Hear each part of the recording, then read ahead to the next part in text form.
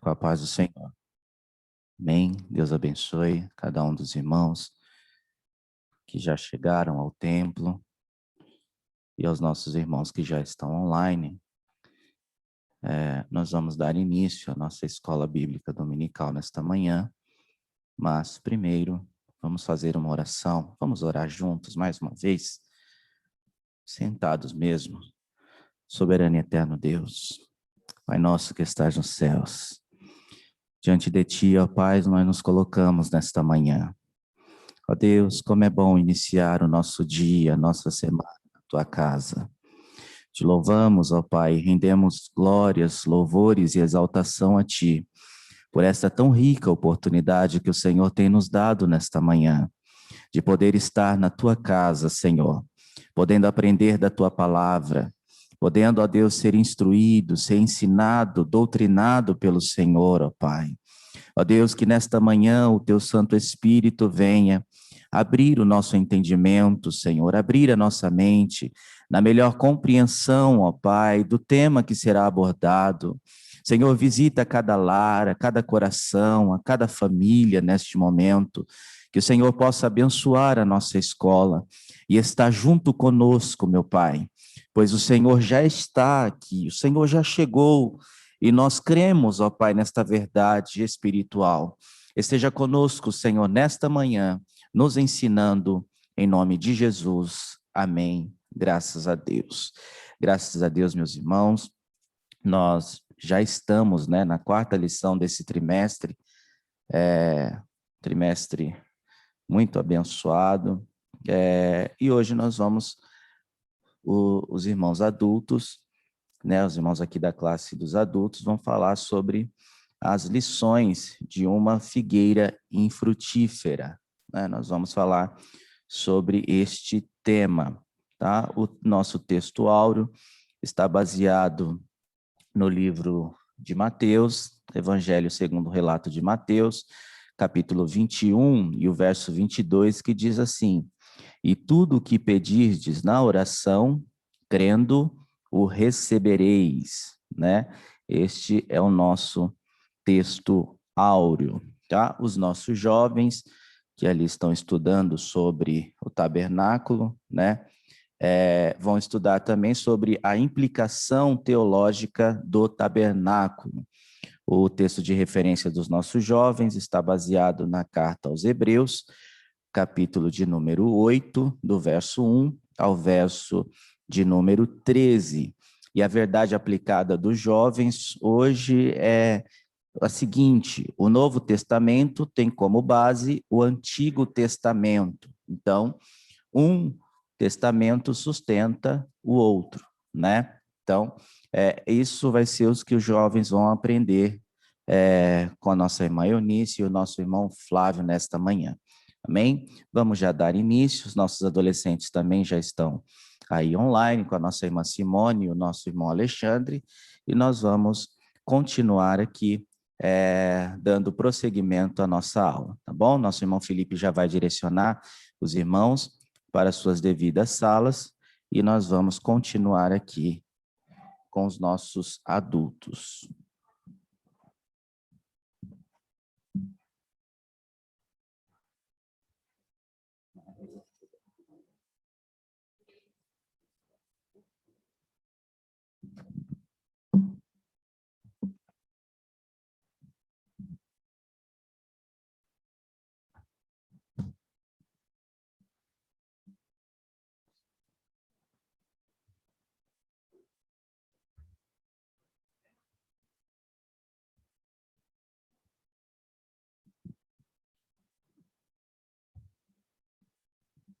Meus irmãos,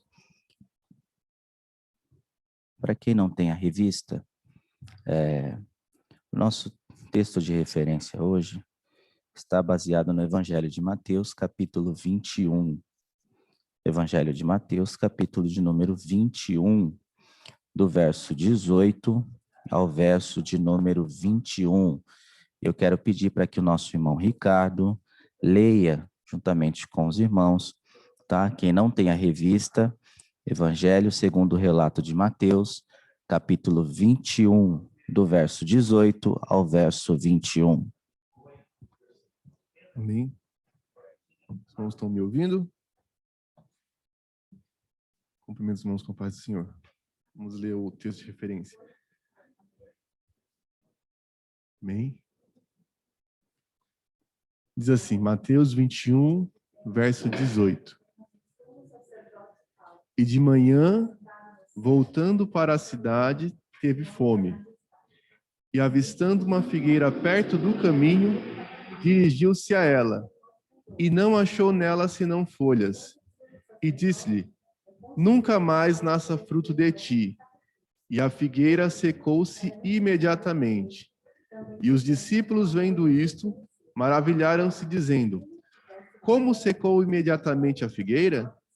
Jesus, porém, respondendo, disse-lhes, em verdade vos digo, que se tiverdes fé e não duvidardes, não só fareis o que foi feito à figueira, mas até se a este monte disserdes, ergue-te e precipita-te no mar, assim será feito.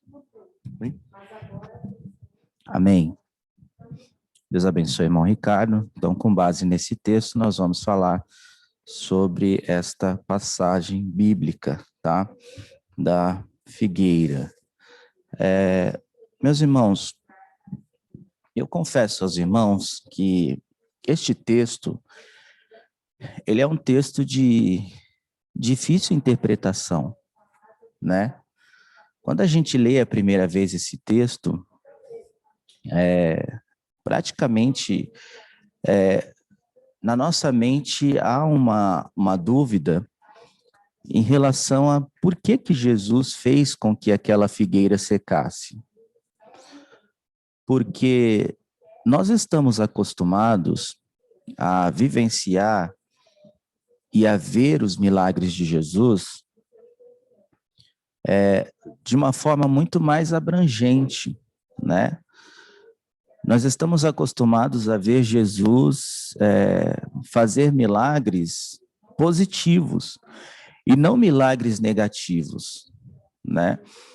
Ao secar esta figueira, né, as palavras de Jesus para aquela figueira foi basicamente fazendo com que ela fosse estéril, né? Ou seja, não gerasse, não desse frutos pelo resto da sua vida.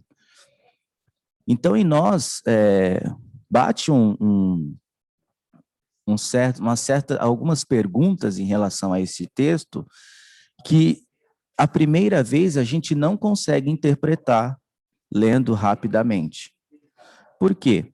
Porque nós estamos acostumados a ver milagres de Jesus, estamos acostumados a ver Jesus curar, né? Jesus libertar, salvar, multiplicar, e não Jesus secar. Então, mas para compreendermos este texto, é sempre necessário nós vermos o que está contido no contexto do texto, né? Vai até uma dica para os irmãos, sempre quando a gente não entender algum texto, nós precisamos ir no contexto, ou seja, voltar um pouco, para entender o que está acontecendo. Então, o texto, no capítulo 21 de Mateus, abra a Bíblia comigo. No capítulo 21 de Mateus, nós vamos ver aí nos primeiros versículos que Jesus, ao entrar na cidade de Jerusalém, basicamente Jesus é ovacionado pela multidão. Ele começa a ser exaltado pela multidão. A multidão se alegra com a chegada de Jesus a Jerusalém, né? Mas Jesus não se envaidece com aquilo, Jesus não dá ouvidos à multidão naquele momento, porque Jesus sabia que aquela mesma multidão que estava o exaltando seria a mesma multidão que iria gritar para que ele fosse crucificado. Porque Jesus sabe de todas as coisas. Uma lição espiritual para nós aqui nesta manhã vai para que a gente não se envaideça com as coisas positivas que as pessoas falam da gente, porque aquelas mesmas pessoas que podem falar coisas boas hoje de nós, amanhã ou depois estarão nos condenando por alguma situação. Então Jesus não entrou na onda da multidão, porque Jesus sabia muito bem quem ele era e sabia principalmente qual que era a sua missão. Então Jesus entra em Jerusalém, ele é ovacionado pela multidão, e Jesus vai com seus discípulos em direção ao templo. E quando Jesus entra no templo de Jerusalém, ele começa a ver ali que no templo, o templo havia uma estrutura muito robusta, o templo era lindo, era grande, estava cheio de pessoas, havia liturgia de culto, havia louvores, mas no templo não havia o principal, que era a vida. Não havia vida dentro do templo. E Jesus vê que na porta do templo haviam pessoas que estavam comercializando na porta do templo. Jesus não estava condenando simplesmente o comércio do templo, mas ele estava condenando que aquelas pessoas que estavam comercializando na porta do templo poderiam estar dentro do templo com seus corações voltados totalmente para Deus. A expressão de Jesus, ela é muito forte quando Jesus, aqui no verso de número 12, olha só, e entrou Jesus no templo de Deus e expulsou todos os que vendiam e compravam no templo, e derribou as mesas dos cambistas e as cadeiras dos que vendiam pombas. E disse-lhes, está escrito, a minha casa será chamada casa de oração, mas vós a tendes convertido em covil de ladrões. Olha só, a expressão aqui de Jesus, ela é muito forte para aqueles que estavam dentro do templo e para aqueles que estavam, tanto os que vendiam, quanto os que compravam, ou seja, estavam comercializando na porta do templo.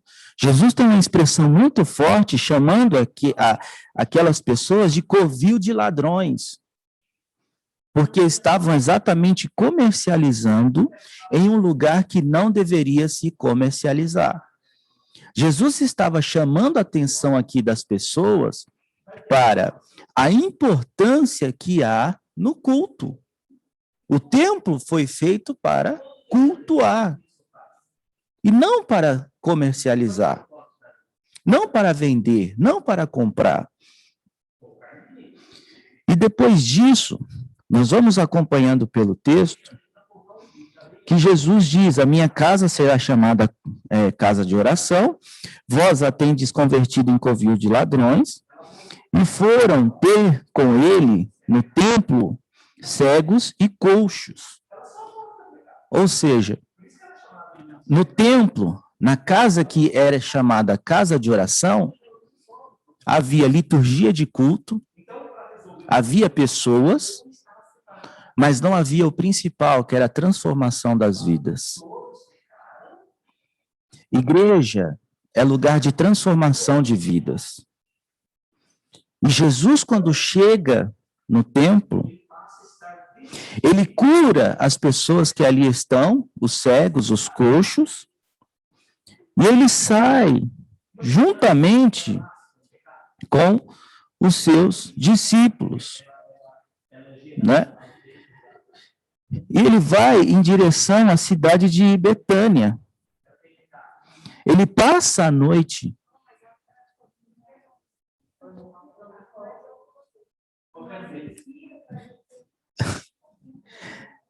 ele sai da cidade de Jerusalém e vai até a cidade de Betânia. Quando ele chega em Betânia, é que ele avista esta figueira juntamente com seus discípulos. E em Betânia, junto com seus discípulos e avistando essa figueira, Jesus, ele vai, na verdade, ensinar aos seus discípulos uma grande verdade espiritual nesta figueira. Lembra-se que Jesus acaba de sair de Jerusalém e começa a falar ali com as pessoas sobre uma questão de aparência. Por quê? Porque o templo aparentemente está sendo utilizado para exaltação de Deus, mas não é o que ele vê quando chega. Jesus está ensinando aos seus discípulos, e ele vai ensinar uma lição espiritual quando ele chega na figueira, porque a figueira, assim como no templo, estava cheia de folhas.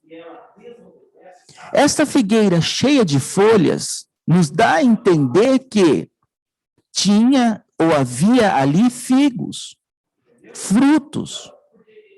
Porque se existia folhas, teria que existir frutos.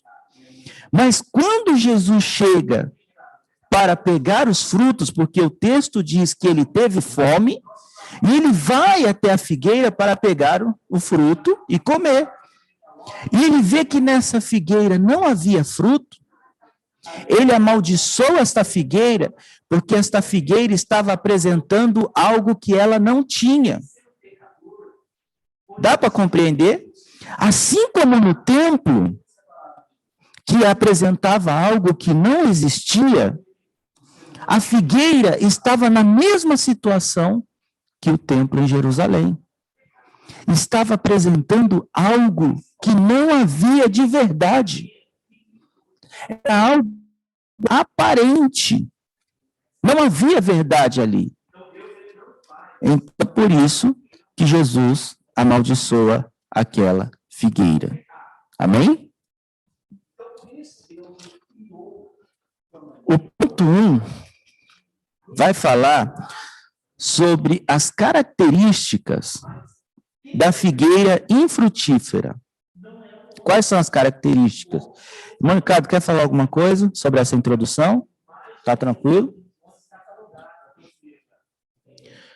O ponto 1 vai falar sobre as características da figueira infrutífera. A verdade espiritual que Jesus queria ensinar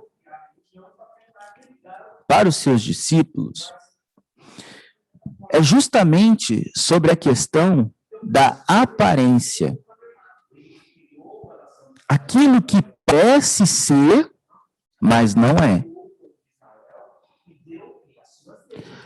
Haja vista que, quando Jesus esteve aqui na Terra, o que Jesus mais combateu com as religiões judaicas que já existiam, sempre foi o quê? A hipocrisia. O que é hipocrisia? É eu falar uma coisa e viver outra. O que Jesus mais abomina são os hipócritas. É por isso que a religião, ela oprime. A religião, ela opõe as pessoas e deixam as pessoas com a sua mente, com o seu intelecto totalmente fechado para aquilo. É por isso que quando Paulo escreve a sua carta aos Gálatas, no capítulo 5, ele vai falar, porque Deus vos chamou para a liberdade. Para a liberdade que Cristo vos libertou. Então, a religiosidade, ela oprime o ser humano. Porque ela coloca a lei em cima da graça. ela coloca a lei em cima daquilo que é mais suficiente do que a lei, que é a graça de Cristo.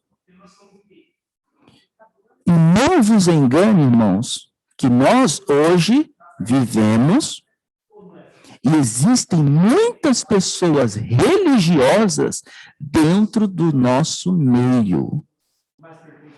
Existem pessoas que vêm à igreja, que às vezes usam saia, dizimam, mas a sua vida é uma vida de religiosidade. É como aquele publicano que estava orando no templo. Lembra do publicano que estava orando no templo? Senhor, eu te louvo.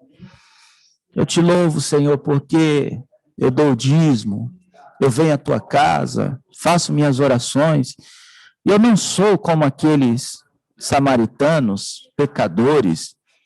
Ou seja, na cartilha do religioso, ele estava fazendo tudo corretamente, mas não havia no seu coração amor. E se não há amor de Cristo no nosso coração, nós somos apenas religiosos fanáticos. Nós estamos no fanatismo religioso. E a graça de Deus não nos alcançou. Porque a graça de Deus tem como princípio o amor. Então, quando a gente se vê superior aos outros, quando eu me vejo superior às outras pessoas, e não tenho para com elas uma atitude de amor, eu estou sendo um religioso fanático. Porque eu pergunto para os irmãos, Jesus, quando esteve aqui, ele montou o grupinho dele? Ele montou alguma igreja? Colocou lá uma placa, Igreja de Jesus Cristo e seus 2 discípulos, e seus 12 discípulos. Jesus não montou nenhuma igreja. Jesus não montou nenhum grupinho. Muito pelo contrário. Ele veio apresentar o reino dos céus. E o que era o reino dos céus? Anunciar o evangelho e a salvação a toda criatura. Nós nos reunimos hoje no templo porque se faz necessário a comunhão entre os irmãos. Nós estamos aqui em comunhão, aprendendo juntos a palavra de Deus. Mas se nós não estivermos aqui com o nosso coração totalmente voltado a Deus, a nossa vinda aqui ela é totalmente vã. A nossa religiosidade é totalmente vã. Este no céu um livrinho lá constando: Irmã Graciete veio aos cultos esse ano 275 vezes. Essa aqui já está com a passagem direto para o céu. Irmão Eliel veio 170. Não, esse aqui já está fora. Não há uma lista de presença no céu. Mas existe uma chamada de Deus a nós a vivermos um evangelho verdadeiro, que ama o próximo e não quem julga. Então, quando a gente vê um pecador, a nossa o nosso principal sentimento tem que ser um sentimento de perdão e de amor para aqueles que estão padecendo. Não de, eu estou na igreja e você não sabe, eu não... Na verdade, eu não poderia nem estar conversando com você, sabe? Porque eu sou de um outro patamar, eu sou cidadão do céu, então eu acho que eu estou fazendo até um favor conversando com você, porque meu patamar é muito alto, né? Sou cidadão do céu. Então, mas olha... Então, quando Cristo nos chama, o principal sentimento que tem que brotar em nós é o sentimento de amor ao próximo. e um sentimento de conversão. Nós temos, irmãos, que nos converter todos os dias. Uma das orações que eu faço todos os dias é: Senhor, me converta hoje. Mais do que eu estava convertido ontem. Me converta. Então, este é o sentimento que nós temos que ter em relação ao Evangelho. E quando Cristo se depara com aquela figueira que apenas aparentava ter frutos, mas na verdade só tinha folhas, ele amaldiçoa a figueira, dizendo: nunca mais nasça fruto de ti. Na verdade, quando a gente fala Jesus amaldiçoou a figueira, é uma expressão um pouco forte, mas Jesus determinou com que a figueira ficasse do jeito que ela estava. Ela ia permanecer a vida toda do jeito que ela estava. Porque ela já não estava servindo para nada. Ela só tinha aparência, mas não gerava frutos. Qual que é o principal sentido de uma árvore? Não é dar frutos? Se ela não estava dando frutos, ela não prestava para ser árvore. Então, as palavras de Jesus foram no sentido de que a figueira permanecesse do mesmo jeito que ela estava. A Bíblia diz que ela na hora secou. Ela secou. E os discípulos ficaram maravilhados com aquilo. Então, nós vamos, nesta manhã, irmãos, caminhar e aprender sobre esta questão da aparência e de cristão que gera frutos. Amém? Essa foi apenas uma introdução. Nós vamos dar aí prosseguimento. Pai, irmão Ricardo, está com a palavra, pode falar aí sobre essa introdução. E os irmãos também estão aí à vontade para falar. Amém. Irmãos, o Moeliel falou aqui sobre... Não está ouvindo, não? Deixa eu tirar, será que melhora? Amém, irmãos. Acho que eu vou ter que me aproximar um pouquinho mais. Bem, irmão. Moeliel já falou aqui sobre o contexto e lendo aqui agora eu observei aqui no capítulo 21 de Mateus, ainda voltando o verso 14 e 15, principalmente o 15, ele diz assim: e foram ter com ele no templo cegos e coxos e curou-os. Vendo então os principais, os sacerdotes e os escribas, as maravilhas que fazia, e os meninos clamando no templo: Hosana ao filho de Davi. Indignaram-se e disseram-lhe: ouves o que esses dizem? Jesus disse: sim, nunca lestes? Pela boca dos meninos e das criancinhas de peito tiraste o perfeito louvor. Ele termina com a pergunta, né? E aí hoje a gente está falando sobre hipocrisia, né? E a adoração, ela tem que vir do fundo do coração, do fundo da alma, né? De nós notarmos aqui, claramente, Israel, ela adorou a Jesus na entrada triunfal, eles proclamam um rei, mas nós vemos que é tudo somente de aparência. E aí Jesus mostra ali que as criancinhas, que são, vamos dizer assim, inocentes em tudo e não têm, assim, a aparência dos adultos, porque um adulto, quando ele vai fazer uma festa para um rei, ele vai fazer uma ótima decoração e vai fazer a melhor entrada e vai fazer o melhor, o mais bonito. As criancinhas, na simplicidade, às vezes elas fazem o mais simples. Tu compara um desenho de um adulto com um desenho de uma criança, né? E aí Jesus vai lá e mostra que a perfeição não está na aparência externa, mas está no motivo interno. Porque a criança, em sua adoração, ela é sincera. Você não vai ver uma criança, ela elogiando alguém que está bonito, se ela realmente não acha que está bonito. Mas você vai ver um adulto falando que a pessoa está bonita mesmo sem achar que está bonita. Então, isso é interessante. E essa palavra, ela me traz um temor muito grande, porque eu pergunto, às vezes, nós crescemos na igreja e a gente vê a gente aprende a adorar. A gente aprende a forma da adoração, melhor dizendo.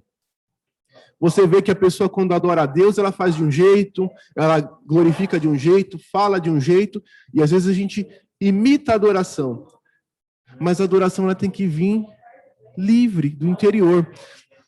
E às vezes eu me pergunto, será que nós estamos adorando sempre do coração, ou se a gente já pegou aquela forma pronta e estamos replicando? Israel é o símbolo dessa figueira. E vamos lembrar que é uma palavra muito forte mesmo. Se a gente ir lá para Romanos, ele vai dizer assim, olha, que existia uma oliveira, e essa oliveira, o que ela fez? Ela não deu fruto. É igual a figueira aqui, a oliveira lá de Romanos, ela não deu fruto. O que Deus fez com a oliveira lá de Romanos?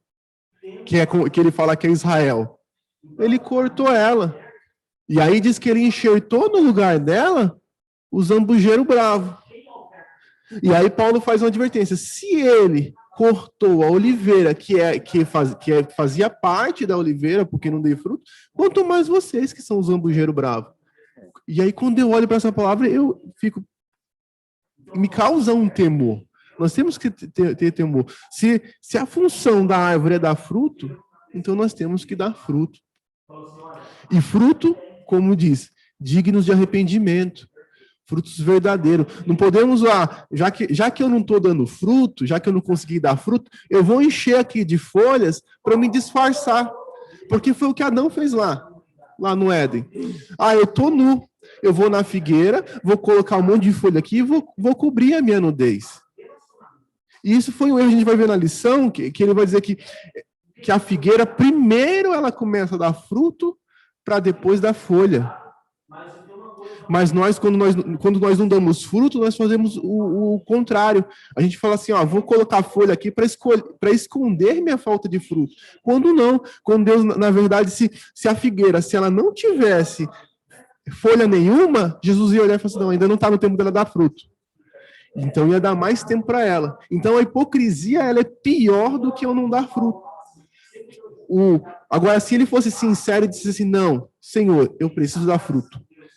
Me dê graça. E aí, ocorresse o processo natural, Deus ia dar graça, ia fazer a figueira frutificar. Mas ela tentou esconder. Então, para mim, me cria um temor muito grande dessa palavra. E é o que eu queria dizer para os irmãos. Nós possamos sermos sinceros em tudo.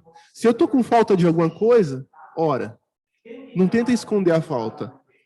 Ora para Deus e seja sincero. Senhor, eu quero dar fruto. Senhor, eu quero melhorar. Amém? Por essa oportunidade. Amém. Deus abençoe, irmão Ricardo. Pega o microfone aí e fala. Assim. Espera aí que ele vai ligar. Para você não sofrer a consequência. O salário do pecado é a morte. Então, o salário do pecado é a morte. Mas nós temos que acreditar. Senhor, irmãos, eu tenho uma dúvida. Você falou que Deus, como diz, Deus falou para a figueira que ela não pudesse mais dar fruto, foi amaldiçoada, certo? E se a gente for levar nossa vida como nós fôssemos a figueira, essa figueira aqui do texto, ela deu fruto depois ou ela ficou a vida inteira daquele jeito? O texto diz que ela secou. Então, aí a minha pergunta é, Deus pode secar, assim, a gente? Se Deus falar, então, você vai ficar seco. Deus faz isso com a gente? Se a gente for levar a nossa vida como fôssemos as figueiras secas, a gente pode ficar seca sem produzir? Sim.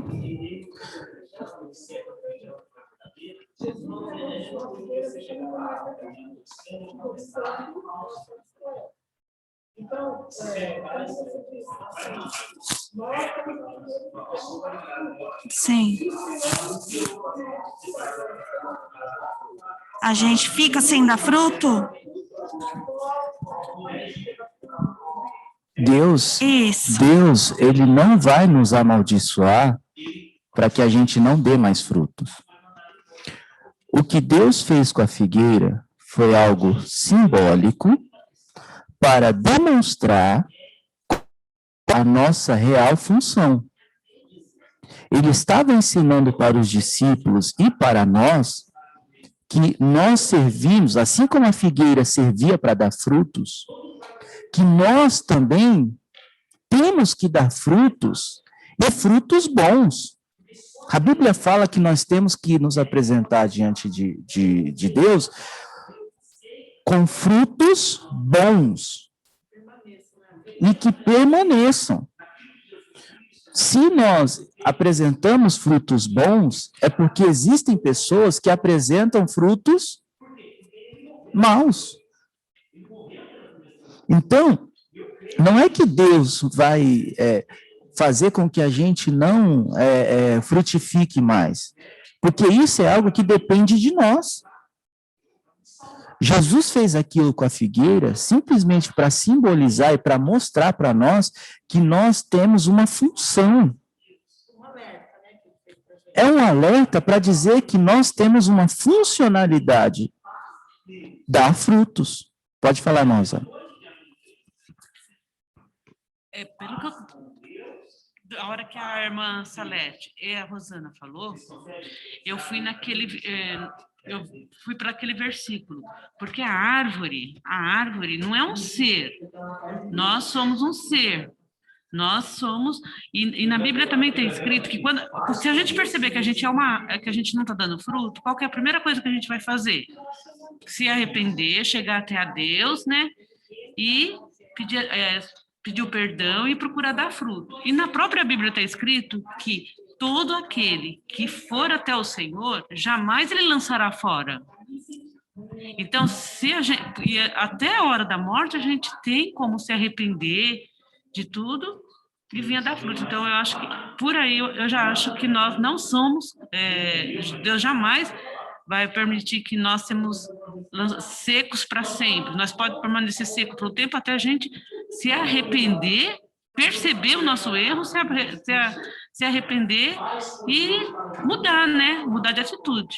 Exatamente. Até porque para gerar frutos, isso é uma atitude que depende exclusivamente de nós. Para que a árvore dê fruto, depois nós vamos chegar lá, mas para que a árvore dê fruto, ela precisa de alguns elementos. A árvore precisa de um bom adubo, precisa ser regada, precisa estar num lugar árido, precisa ter o sol. Assim como nós também precisamos ter elementos para regar a nossa vida espiritual a fim de darmos frutos. Então, nós temos essas ferramentas, temos esses elementos, entendeu?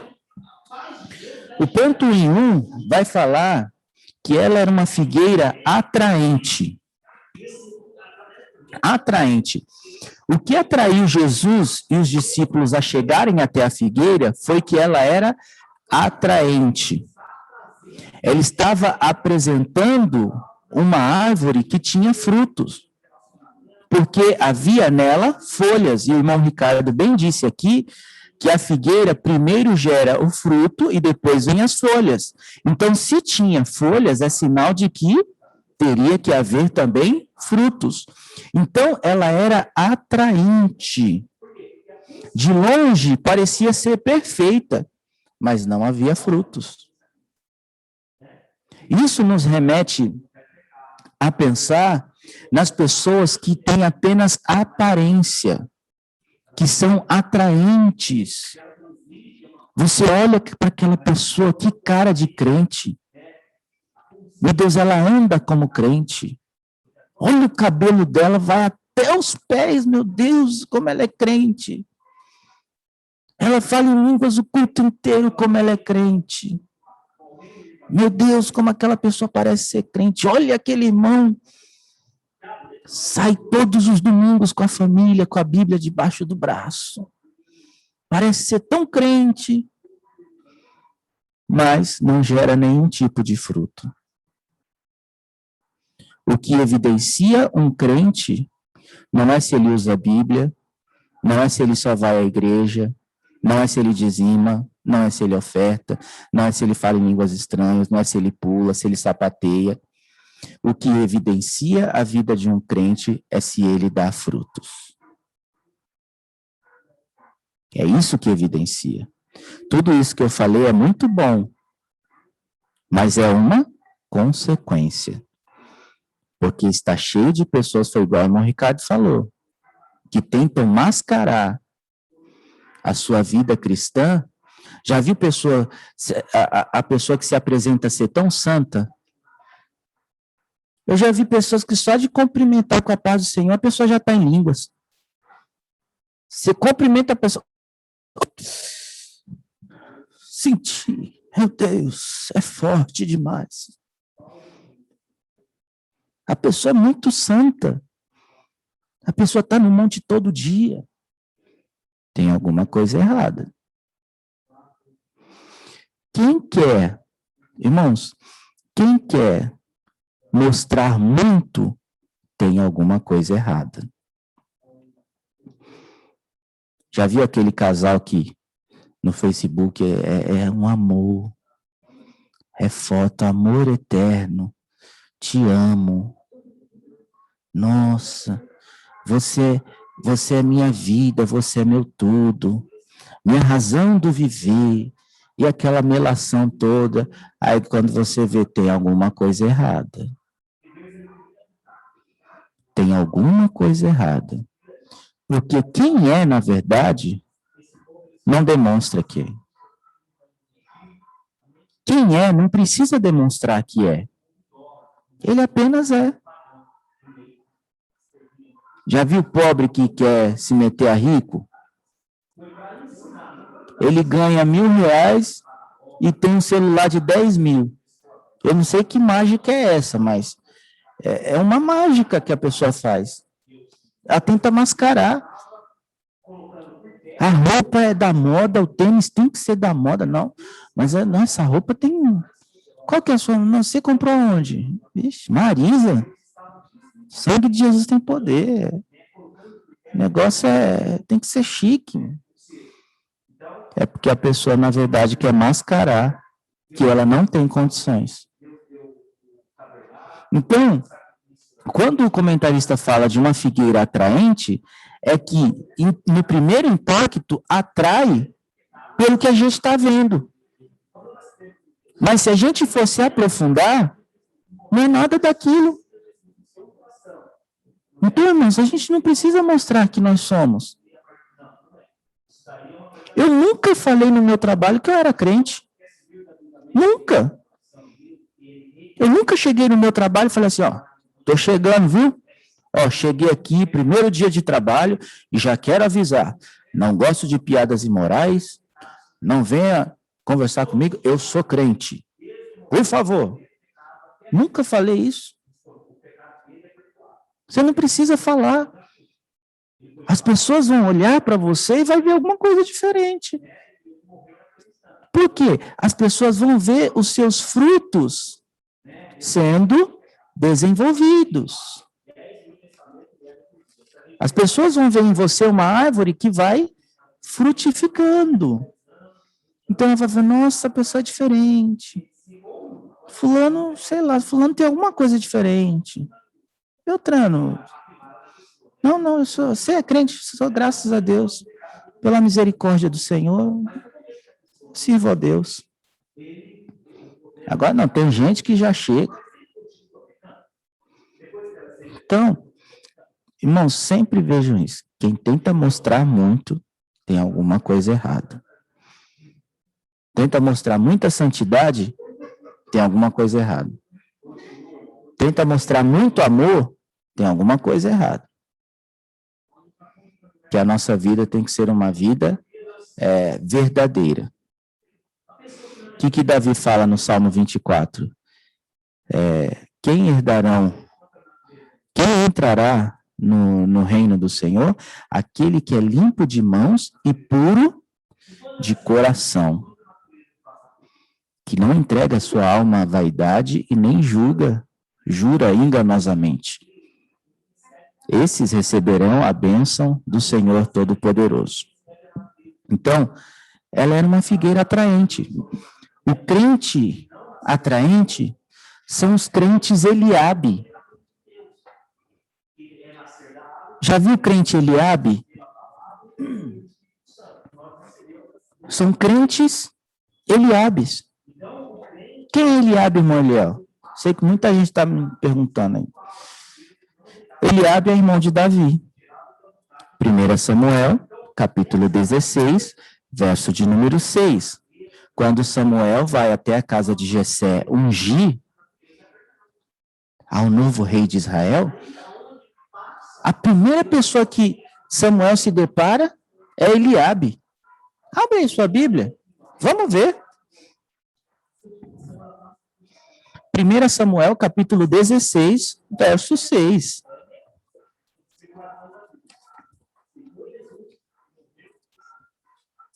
Acharam? Olha. E sucedeu que, entrando eles quem? Samuel e Jessé, veio a Eliabe e disse: certamente está perante o Senhor o seu ungido. Olha o que Samuel falou. Samuel viu Eliabe e esse aí tem cara de rei, postura de rei,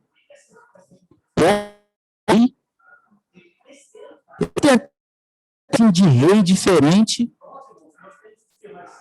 Certamente, olha o que Samuel falou. Mas isso aqui é muito forte. Samuel fala, certamente está Senhor o seu ungido. Aí, Deus repreende Samuel, no verso 7, olha lá.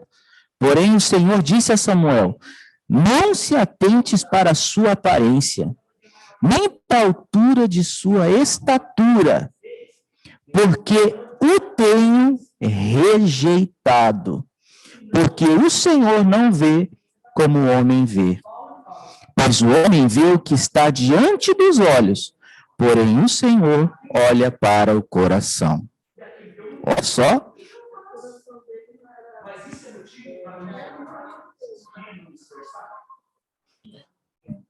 Não, isso aqui é muito forte para nós. Samuel olha para Eliabe e fala assim, não, olha a altura desse homem, esse homem tem altura de rei, irmão. Esse homem tem altura de rei, tem porte de rei. Estou certo, olha só. E a gente está falando de um homem que era profeta, de um homem que nós entendemos que tinha visão de Deus. E ele fala, estou eu certamente diante do ungido do Senhor. E Deus fala para Samuel,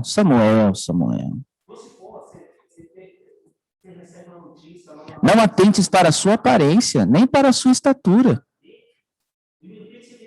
Você está vendo a aparência, mas eu conheço o coração. Eu tenho rejeitado. Ele pode ter toda a aparência de rei, mas ele não tem coração de rei. Quem tinha coração de rei, quem foi escolhido, é quem estava longe daquele lugar. Então, magrelinho, feinho, não tinha cara, não tinha estatura, não tinha nada.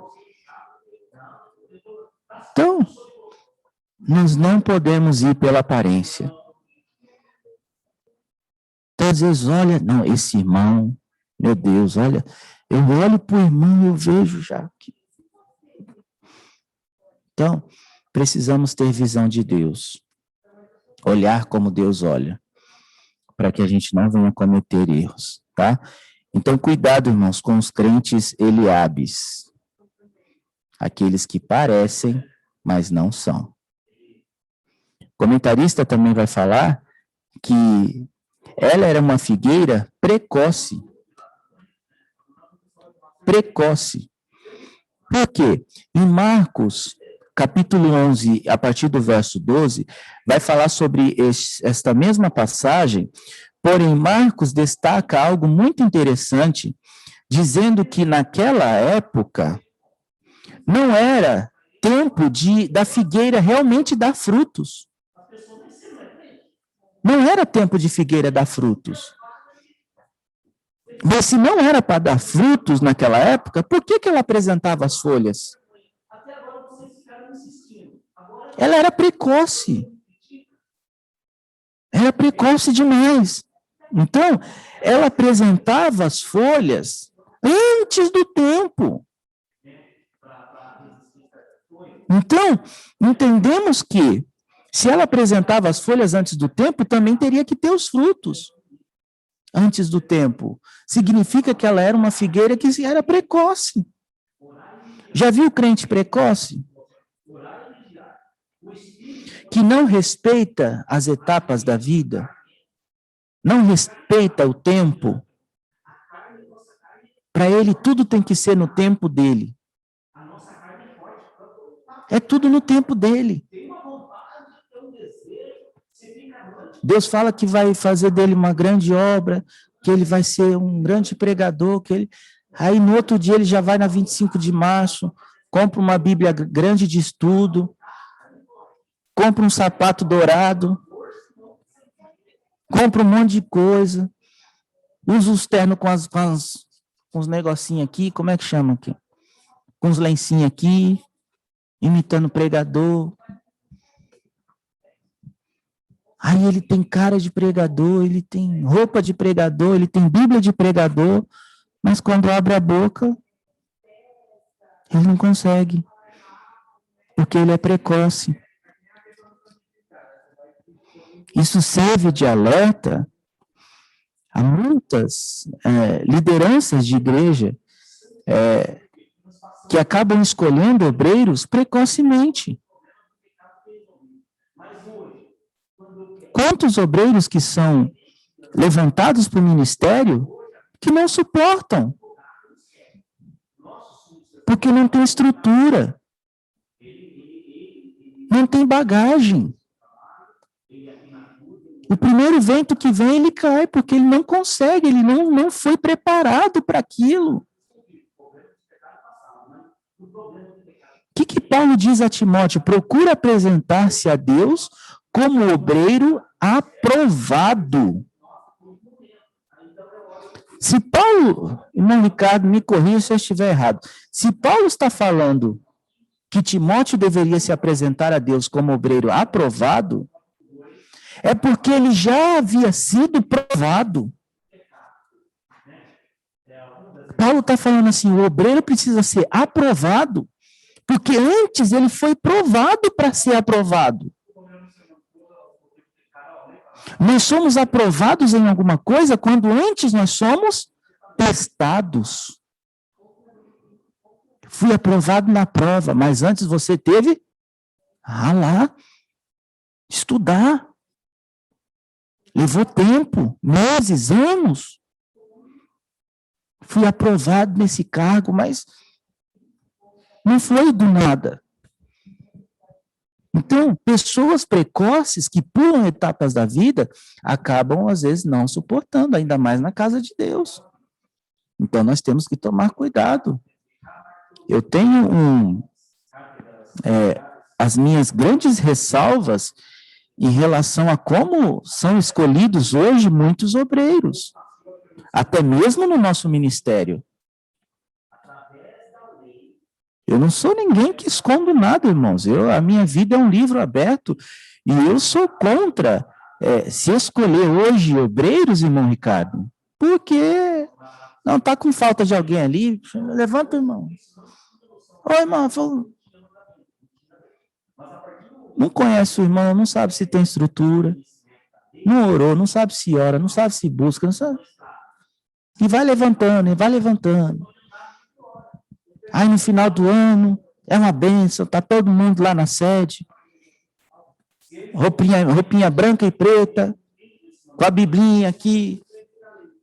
Eu quero trabalhar para o meu Senhor. Quando é no outro domingo, cadê a pessoa trabalhando? Cadê a pessoa trabalhando?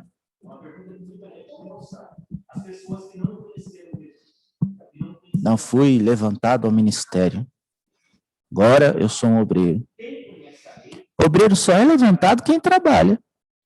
Eu nunca vi Deus levantar ninguém que estava deitado na rede, tranquilo, e Deus chamando, vai para a obra. Não, Deus sempre chamou quem já estava trabalhando.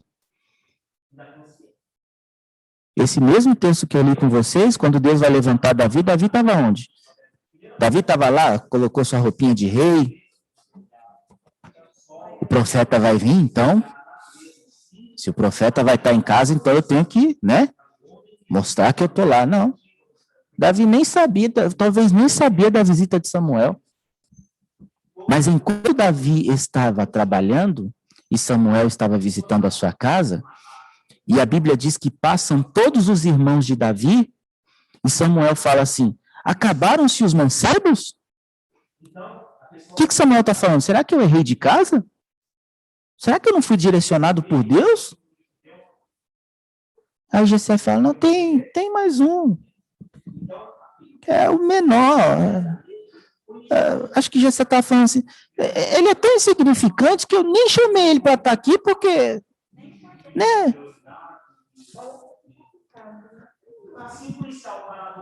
ele é tão insignificante, vamos traduzir aqui, Eu estou traduzindo a Bíblia. Tradução do irmão Eliel. Ele é tão insignificante que ele nem está aqui, ele está lá pastoreando as ovelhas. Os melhores que eu tenho, está tudo aqui, ó. Aí, que coisa linda. Aí Samuel fala assim, então, manda chamá-lo, porque enquanto ele não chegar, ninguém se assenta à mesa para comer. Olha a exaltação na vida de Davi. Davi estava trabalhando, ralando, sujo de lama, cuidando de ovelha. Parecia que ninguém estava vendo, mas Deus, que tudo vê, tudo conhece, estava sondando o coração de Davi. Meu irmão, não precisa fazer para mostrar. Não precisa mostrar só quando você está vendo o pastor. Sabe aquelas pessoas que trabalham? O pastor está chegando, aí ele demonstra que trabalha, aí ele corre para o posto dele. Não, Deus já está vendo o que você não está fazendo, não precisa. É o que a gente está falando, de aparências. Se nós estamos falando aqui de aparências, é exatamente isso. Então, Davi não estava lá, estava trabalhando, nem sabia o que estava acontecendo. Mas lá na casa dele, quando ele não tinha honra nem na sua própria casa, existia um Deus no céu que olhava para Davi. E Samuel fala, então manda chamá-lo rapidamente. E ninguém toca num copo d'água antes que ele chega. Nós só vamos sentar à mesa quando ele chegar. Imagine Davi chegando em casa, irmãos. Como Deus é maravilhoso. Davi chegando em casa. Talvez fedendo a ovelha. Mirradinho. Sem saber o que está acontecendo. E vem o profeta Samuel. E unge a rei de Israel.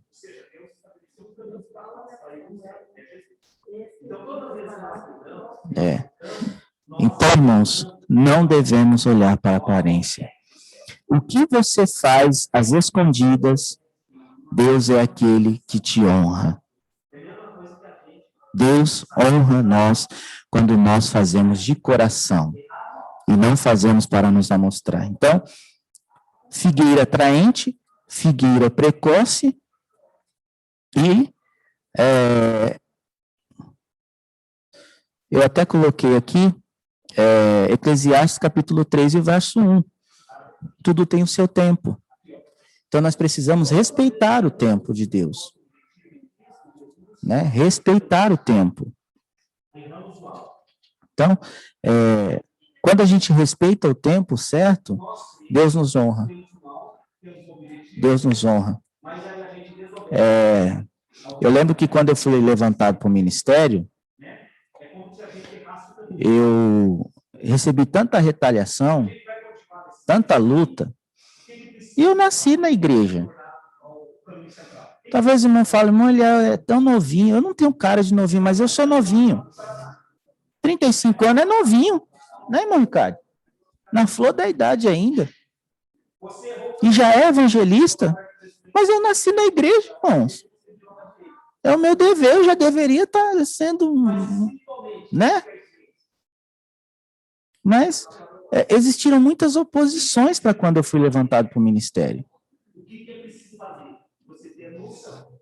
A ponto de grupos de pessoas se reunirem, irem à casa do pastor perguntar, por que o senhor está levantando? E eu falar para Deus, falei assim, Senhor, eu nunca pedi para ser levantado não, Senhor, não precisa me levantar não. Eu continuo do mesmo jeito. A minha preocupação é ir para o céu. Você acha que cargo, carteirinha salva alguém, irmãos? Você acha que eu estou preocupado com isso? A minha preocupação, irmã Graciete, é naquele dia quando a trombeta tocar, eu chegar lá. Essa é a minha maior preocupação. O resto, irmão Ney, não importa. Se eu estou lavando a igreja, abrindo a igreja, se eu estou no púlpito, se eu estou cuidando do carro, a graça de Deus é manifestada a todos nós da mesma forma. Da mesma forma.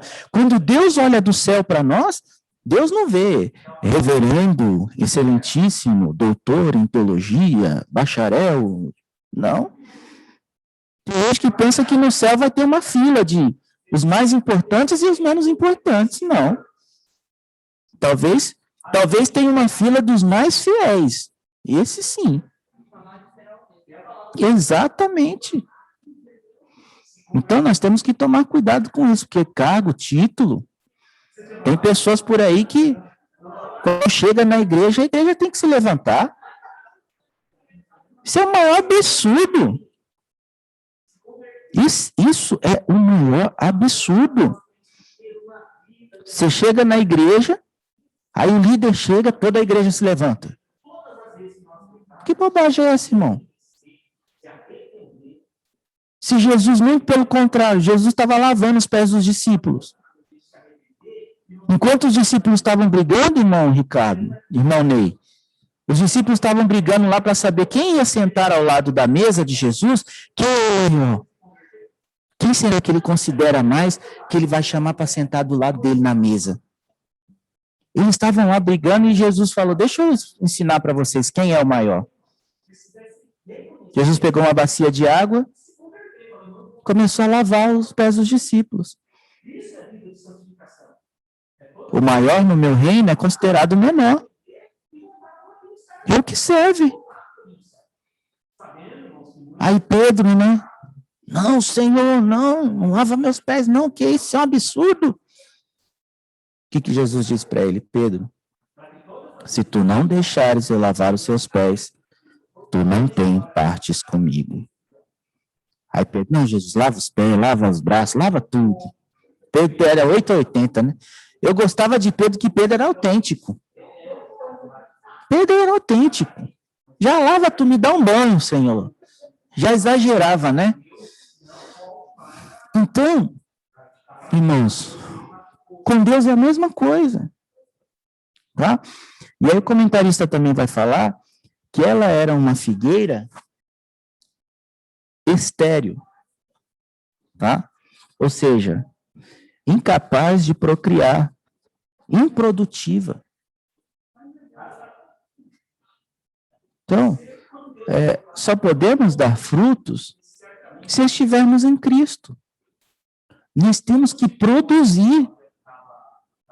Crente improdutivo é aquele que não produz nada para o reino. Ele é estéril. Ele não procria.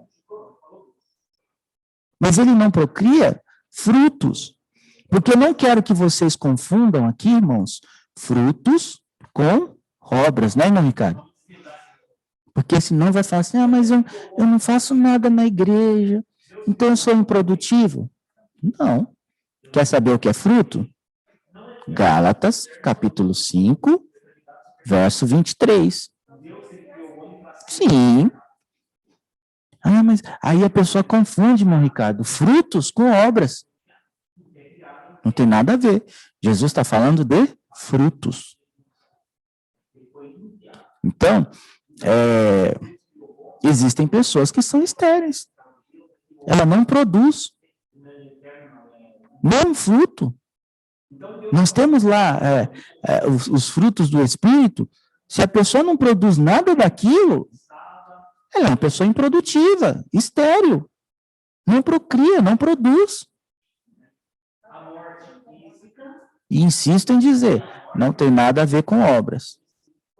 Não estou fazendo nada na igreja, meu Deus. Eu sou improdutivo. Não. Você está fazendo os dons do Espírito? Você está produzindo frutos? Então, lá no seu trabalho, todo mundo conhece que você é crente? Então, você está produzindo alguma coisa. Oi?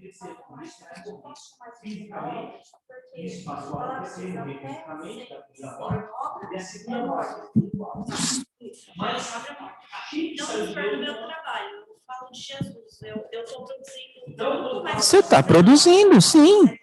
Sim. A obra é que assim, existem pessoas, irmão Ricardo, que confundem fazer alguma coisa na igreja com obra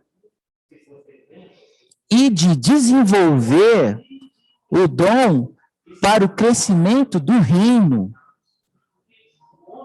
Às vezes a igreja quer que a gente desenvolva a obra dentro desse espaço físico aqui. E Deus está nos chamando para desenvolver a obra lá fora. Lá fora, é pregar o evangelho, é ser exemplo, é ser uma pessoa de humildade, que transmite o brilho de Jesus Cristo lá fora. E o que é mais difícil, porque ser crente aqui é fácil. Ser crente aqui, irmão, foi o que o Ricardo falou, às vezes a gente vai no automático. Ora no automático, prega no automático, canta no automático.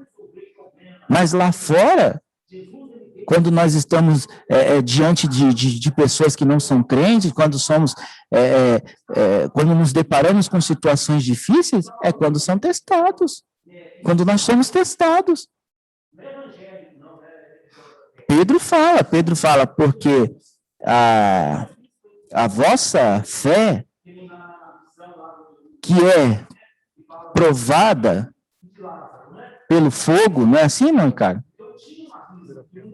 1 Pedro, se eu não me engano, é capítulo 5. Ou 1:5. 1:7. Fala que a prova da vossa fé, muito mais preciosa do que o ouro que perece e é provado pelo fogo, se acha em louvor e honra e glória na revelação de Jesus Cristo. 1 Pedro, capítulo 1, verso 7. Então, a prova da vossa fé. Então, nós não podemos confundir com isso, tá?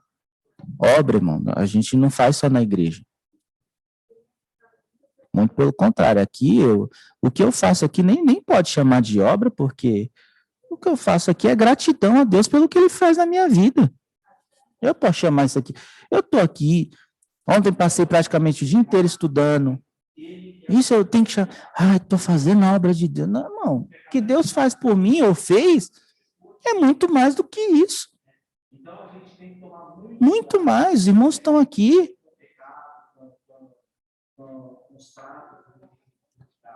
Depois você lembra. Então, muito mais do que isso.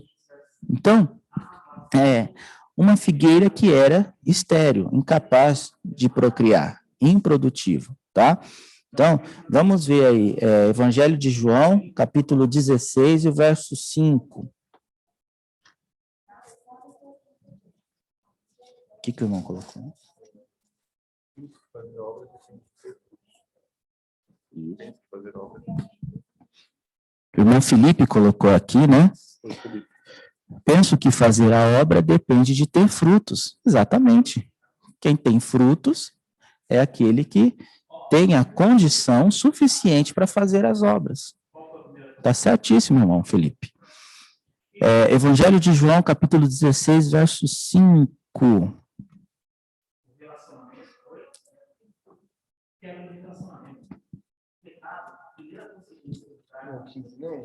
É 15, desculpe, irmãos, 15. Eu sou a videira, vós as varas. Quem está em mim e eu nele, este dá muito fruto, porque sem mim nada podereis fazer. Ou seja, a gente só consegue dar fruto se estivermos em Cristo. Só em Cristo. Então, Cristo se coloca como a videira, ou seja, ele é o centro, tá? É o principal. Nós somos as varas. Quem está na videira, ligado na videira, ou seja, quem está em mim e eu nele, este dá muito fruto, porque sem mim nada podereis fazer, tá? Aquelas pessoas que são autossuficientes. Não, eu tenho que fazer tudo aqui, irmão. Eu canto, eu prego, eu oro, eu leio a Bíblia, se eu não estiver lá, meu Deus, nada acontece. Se eu não estiver à frente daquele trabalho, não vai para frente. Não, essa igreja só cresceu por causa de mim. Modéstia à parte falando, essa igreja só cresce por causa de mim. Olha, você viu o culto hoje? Não, mas também você viu a pregação? Quem pregou foi eu, irmão Zeli. Então, quando eu prego, isso são varas que não estão nas videiras. Né?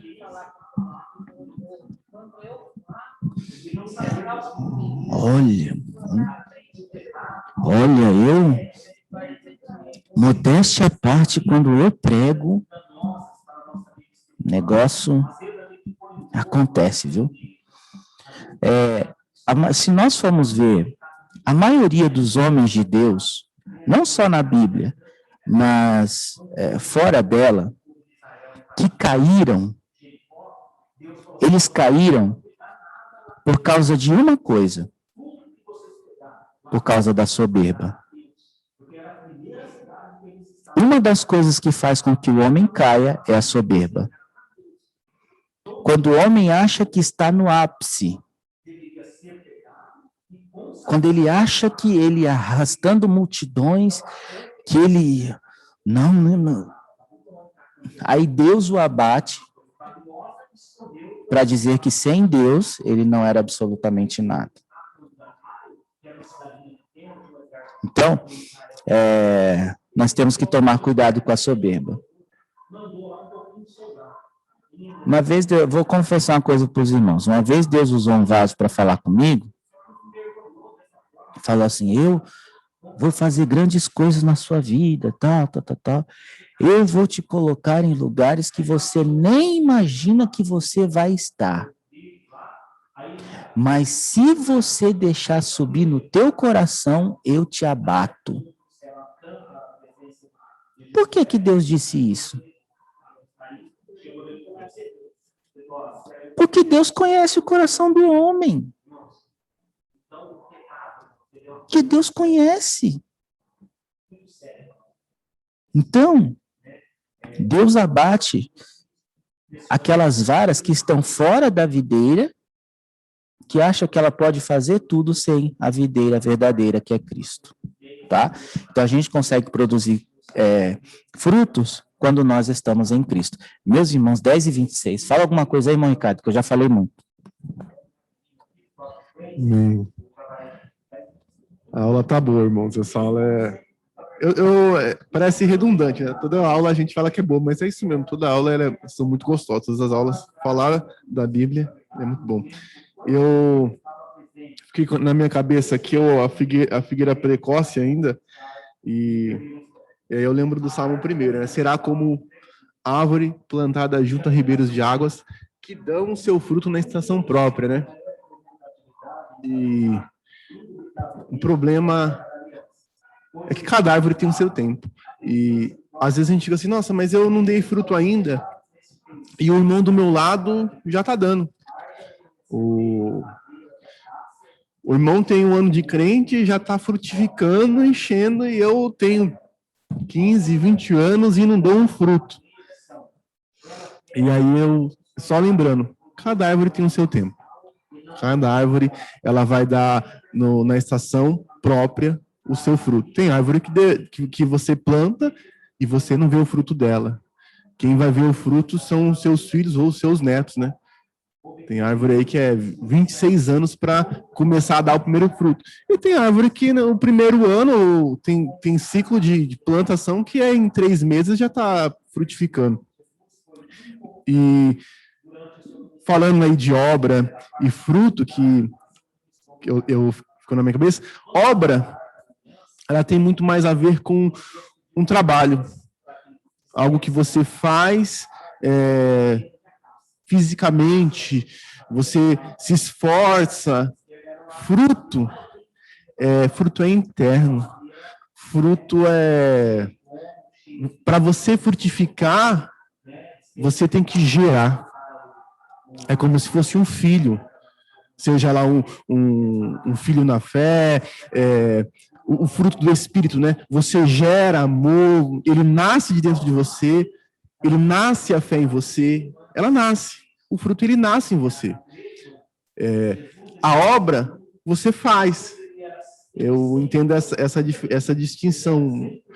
A obra, você vê alguém sofrendo, alguém padecendo. Quando a gente cita lá Tiago para falar da fé sem obras é morta, você, chega alguém perto de você que está nu, está com frio, está com fome, e você fala assim, não, vou orar e despede ele em paz. Ele vai dizer, essa fé sem obra é morta. E aí ele explica o que é a obra. A obra é o quê? É você orar, amém, tem fé, orou. Mas você vai lá e ajuda no que você pode.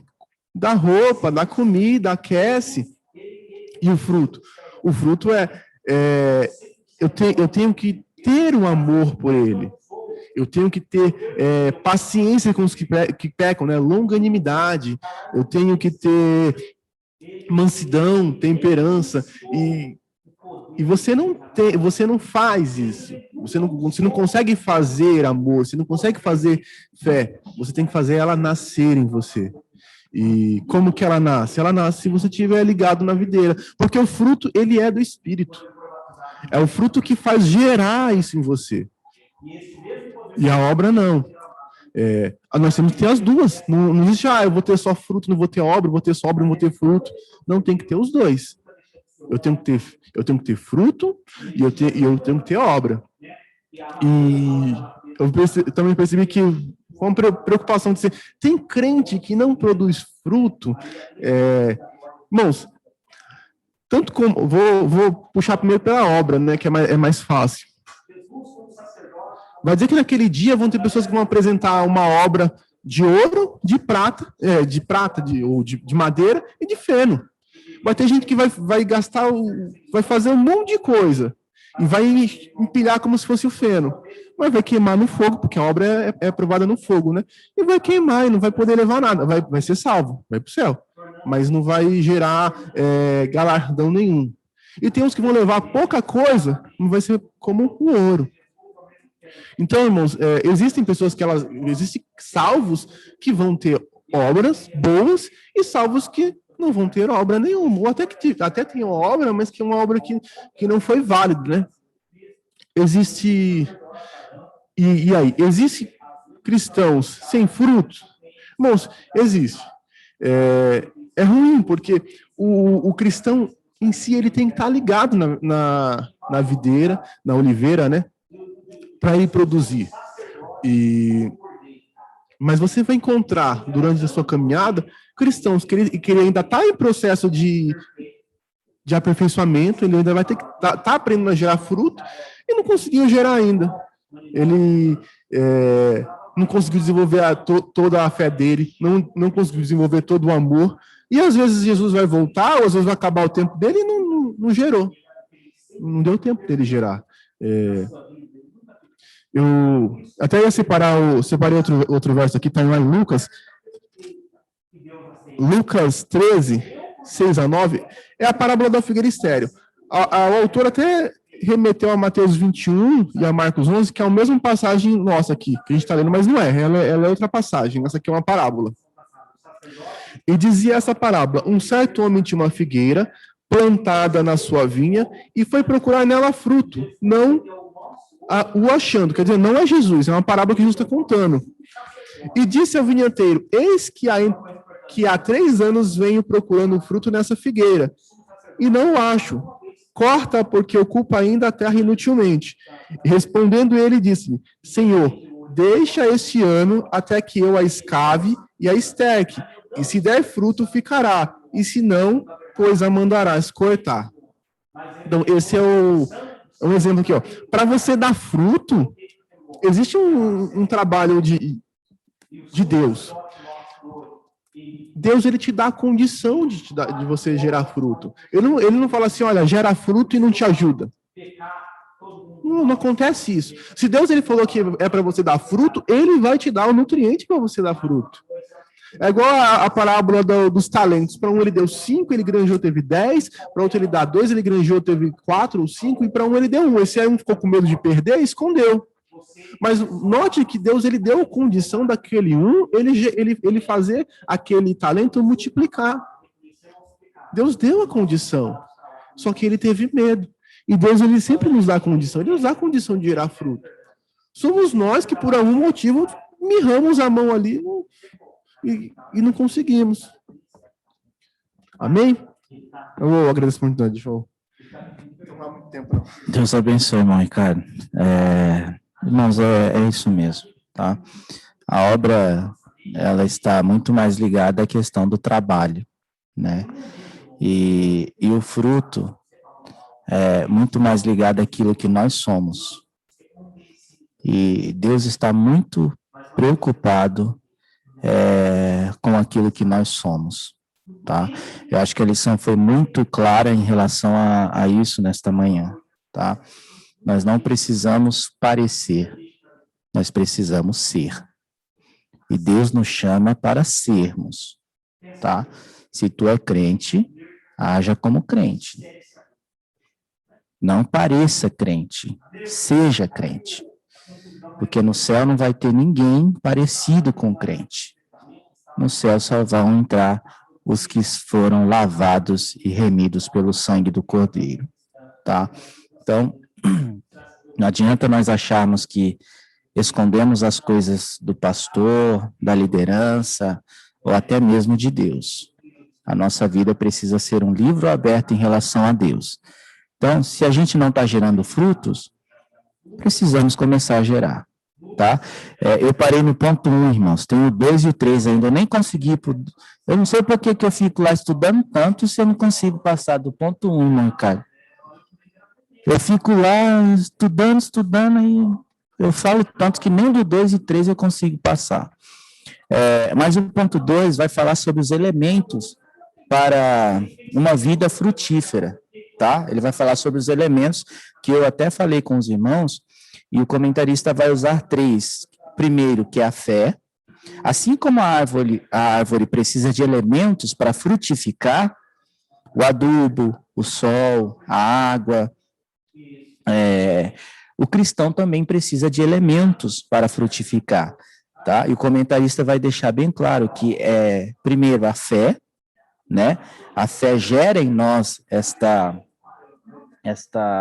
atitude, né? De querermos ser frutíferos. Ele vai falar sobre a bênção da oração. A oração é um caminho também, é um elemento para sermos frutíferos. E ele vai falar também sobre guardar a palavra de Deus, tá? Então, se alguém perguntar, irmão, olha, o irmão falou tanto de fruto, falou, mas como que nós podemos ter elementos para uma vida frutífera? Guarda aí, fé, oração e a palavra de Deus. São 3 elementos indispensáveis para quem quer ter uma vida frutífera, tá? A Bíblia chega a dizer que sem fé é impossível agradar a Deus. Então, a fé é o início de tudo. A fé é a confiança, é a convicção, é a certeza de que existe um Deus que está acima de nós e que pode todas as coisas, tá? A oração é aquilo que nos aproxima de Deus, é aquilo que nos traz intimidade, comunhão com Deus, é a oração. E a palavra de Deus gera em nós fé. Um dos caminhos para gerar fé em nós é a palavra de Deus, tá? Porque a palavra gera fé, tá? Que a Bíblia diz, a fé vem pelo e o ouvir. Então, esses são elementos básicos, tá? Então, o ponto 3 vai falar sobre lições práticas acerca da figueira, e as lições nós já tomamos aqui, né?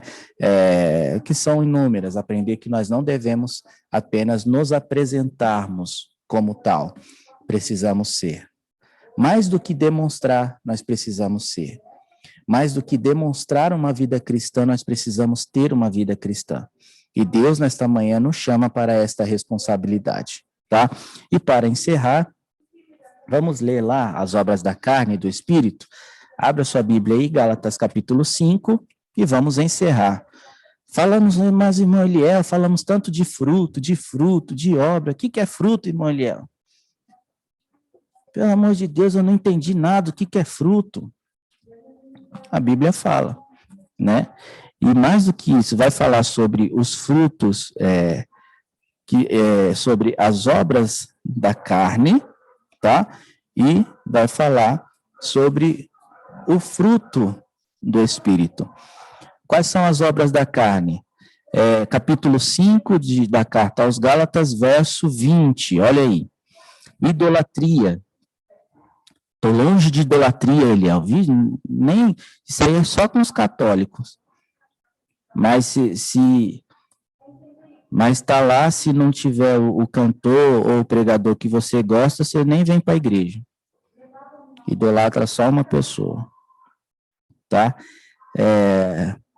Feitiçarias, inimizades, porfias, emulações, iras, pelejas, dissensões, heresias, invejas, homicídios, bebedices, glutonaria e coisas semelhantes a estas, acerca das quais vos declaro, como já antes vos disse, que os que cometem tais coisas não herdarão o reino de Deus.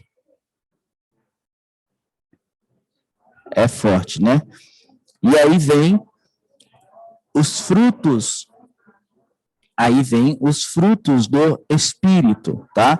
Que está aí no verso 22. Olha aí, irmão Felipe até colocou aí para nós no telão, mas o fruto do Espírito é amor. Foi o que eu falei para vocês no início, tá? O Evangelho gera em nós primeiro amor, gozo, paz, é que cortou aqui, né? Paz, longanimidade, benignidade, bondade, fé, mansidão e temperança, tá? Contra estas coisas não há lei. Olha que maravilha. Então, esses são os frutos do Espírito. Então, se alguém achou que os frutos do Espírito era só vir à igreja, era só dizimar, era só cantar, só falar línguas estranhas, é muito mais profundo do que isso, tá? Então, nós temos que manifestar isso todos os dias, tá?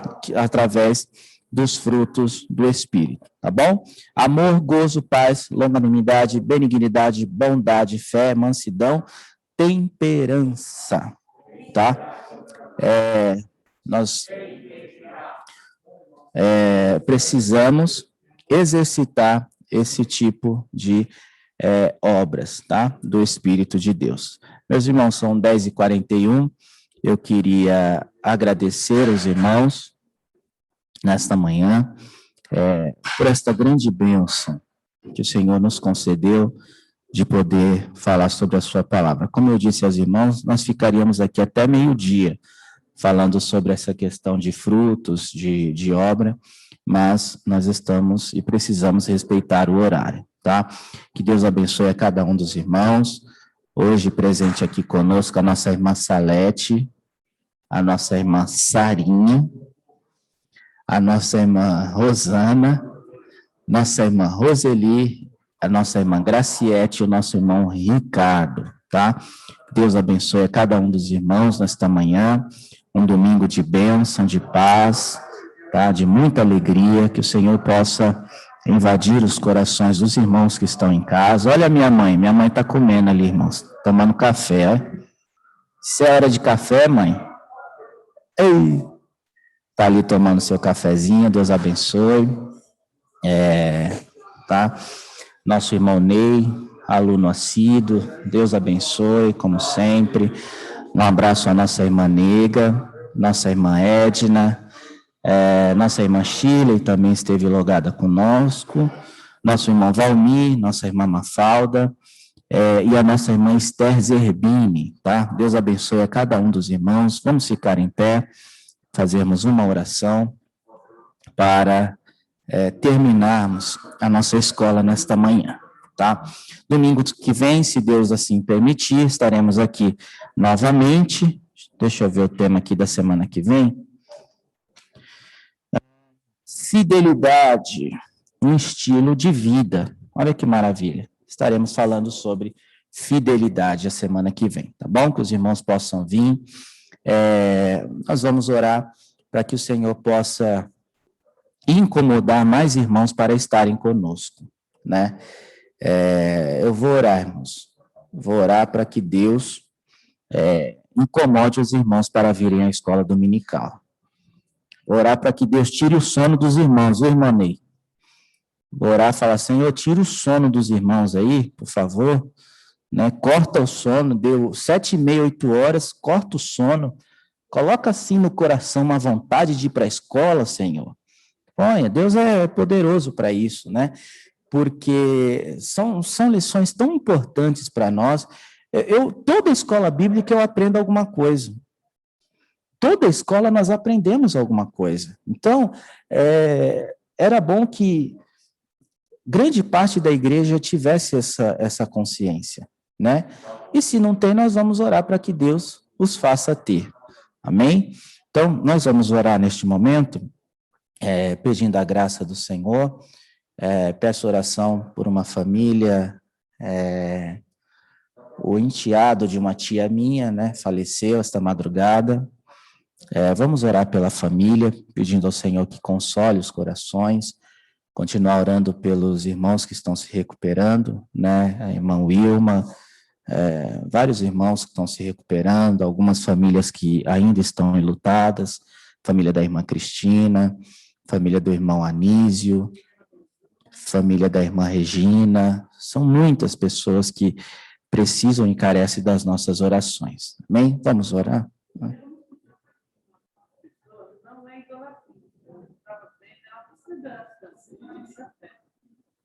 Ludmila Feber, vamos orar. Amém, vamos orar pela serva do Senhor. Vamos orar todos.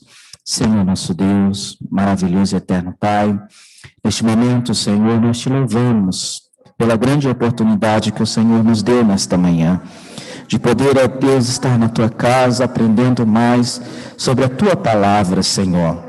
Eu sei que o Senhor falou conosco através da ministração, do ensinamento da Tua Palavra. E que possamos, ó Deus, sair daqui convictos de que temos que gerar frutos ao Senhor, frutos de arrependimento, frutos que gerem, ó Pai, em nós, ó Deus, a convicção, a fé, a certeza de que o Senhor é poderoso o suficiente para salvar, curar e restaurar. Deus, nesta hora nós apresentamos, Senhor, a cada pedido de oração, a Senhor que necessita da tua mão direta, precisa do Senhor, famílias que estão enlutadas, igual a família do nosso irmão Benedito, que o Senhor visite aquela família, os filhos, Senhor, a esposa, o Espírito Consolador, consolar os corações esta hora,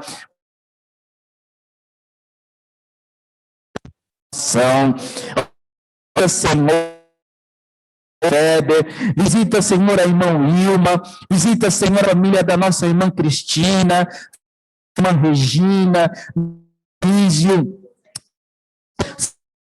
que precisam, pedimos ao Senhor que, com providência, abençoe um dia de bênção, um dia, Senhor, de grandes vitórias, que o Senhor possa fazer para Senhor, e nos preparar para o culto desta noite. Em nome de Jesus é o que nós te pedimos e já te agradecemos. Amém, graças a Deus. Amém. Deus abençoe a todos os irmãos. Forte abraço. Bom domingo a todos.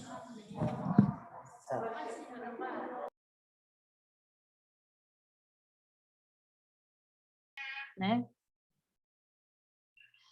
E aí você precisa, né, buscar a Deus. Então, que nós possamos, eu vou deixar para vocês 1 Coríntios 12, né, para vocês lerem, né, sobre a unidade, sobre o que fazer parte desta unidade. Cada um vai trabalhar de uma maneira. Para cada um, Deus tem um propósito. Né? Irmão Alexandre, quer falar alguma coisa? Não, só queria frisar algo, né, de todo esse contexto que a irmã falou. Tem um texto bíblico, João capítulo 13, né, versículo 35. A irmã falou sobre o amar ser um verbo, né? O verbo amar ser uma ação. Nós só somos conhecidos como cristãos quando a gente pratica esse amor. Quando a gente anda em unidade, né? Quando a gente tem essa comunhão. Então, pegando num todo, o versículo 35 do capítulo 13 fala assim, ó, nisto conhecerão que sois os meus discípulos, se vos amardes uns aos outros, tá? Então, o maior propósito de Deus para nós é isso, que a gente ande em comunhão. Eu achei excelente todas as citações que a irmã fez a respeito do corpo, a respeito da importância de cada um, tá? Principalmente dentro de uma igreja, dentro do ministério, tem a importância daquele que canta bem, tem a importância daquele que prega, cada um dentro da sua função. Então, a gente tem que valorizar isso e valorizar isso daí com amor. Amém. Então, eles já encerraram lá, já estamos 10h50. Eu espero que vocês tenham, né, lido ali. Quem não leu, leia na revistinha, porque assim, nós não falamos sobre a unidade da fé, mas ela são os tópicos, deixei até bem separado aqui. Eu vou mandar para vocês, tá? Aqui separado todo o estudo, lembrando, né, que a fé em Cristo não é apenas a base da salvação, mas é também a provisão para a vida, né? Ela é a santificação, o crescimento e o amadurecimento do cristão. Então, se eu tiver essa fé em Cristo, eu vou crescer. eu vou ter amadurecimento, eu vou conseguir santificar, e eu vou me separando de tudo o que não vem, né? Quais os sinais da fé em Cristo? Então, que foi lá dito na revistinha, a obediência à palavra, o desejo de orar, o amor pelo povo de Deus, o abandono do pecado, o repúdio ao ocultismo e à idolatria, o testemunho espontâneo do amor de Deus. Se eu buscar a Deus e tiver esta constância sempre, é sem cessar, oração é sem cessar, né? E eu buscar a Deus na palavra, na verdade, eu vou estar longe de tudo isso. Eu vou estar repudiando o ocultismo, eu não vou ser enganado, eu não vou cometer idolatrias, eu vou dar testemunho o tempo inteiro, porque quando você se aproxima cada vez mais de Deus, mais parecido com Deus você está, né?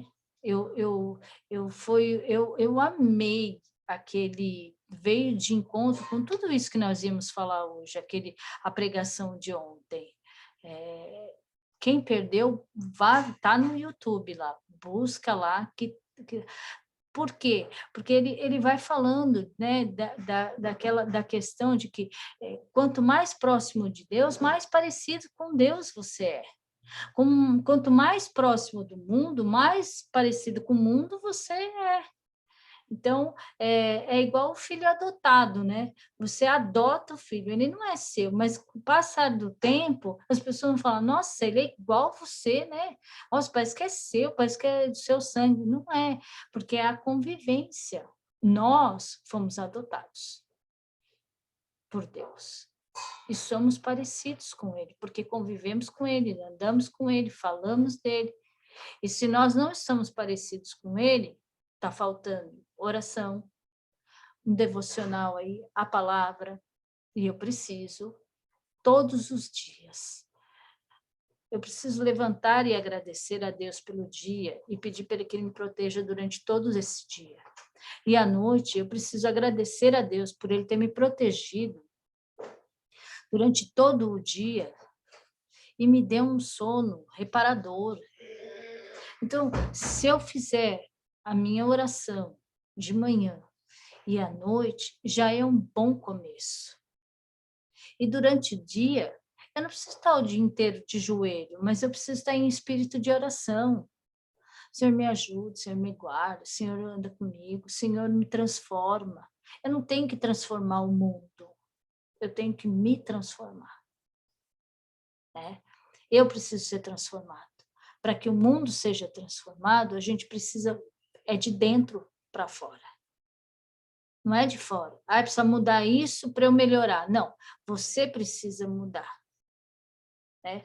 É aquilo, quando a gente quer que o irmão mude, a gente precisa mudar. Olha para o irmão diferente. Olha com amor.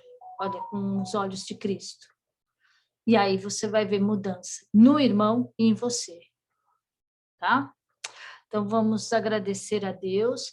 A Rebeca ainda está aí, tão falante e participativa. Eu gostaria que você orasse a Deus por nós, pelo nosso domingo, por essa aula que houve, por tudo que Deus falou conosco e para que a gente possa guardar no coração todo esse ensinamento. A Rebeca saiu, gente, não está aí. Então, a Marcela veio me falar agora aqui, que a Rebeca saiu. E aí, então, Miguel, ora por nós aí.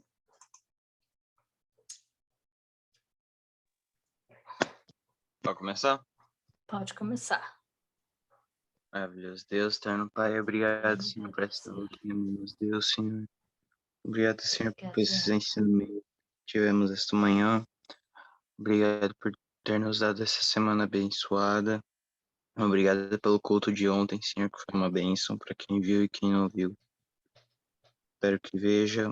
Obrigado, Senhor, por tudo. Abençoe nossa semana, por favor, em nome de Jesus. Nosso culto que nós teremos essa noite tudo mais. Em nome de Jesus, amém. Amém. Glória a Deus. Obrigado, irmão Alexandre, pela participação. Obrigada aí, Marcela. Amém. Obrigado, Miguel. Deus abençoe e bom almoço para todos.